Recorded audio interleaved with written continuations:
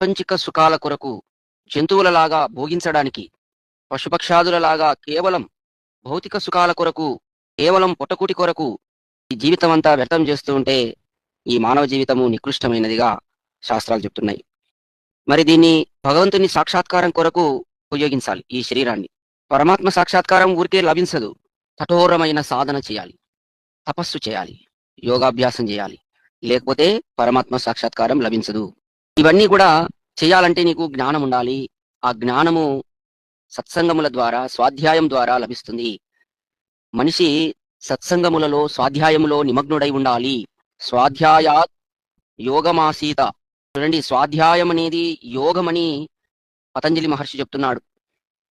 స్వాధ్యాయం చేయడం వలన పరమాత్మ సాక్షాత్కారం లభిస్తుందని పతంజలి మహర్షి చెప్తున్నాడు. కాబట్టి అందరూ కూడా ఈ యొక్క సత్సంగాలలో పాల్గొని భగవంతుని వాణి అయినటువంటి వేదమును, అలాగే ఋషుల యొక్క వాక్కును విని మన జీవితాన్ని బాగుపరుచుకోవాలి. మన జీవితాన్ని మనమే బాగు చేసుకోవాలి, కానీ ఇంకొకరు బాగు చేయరు.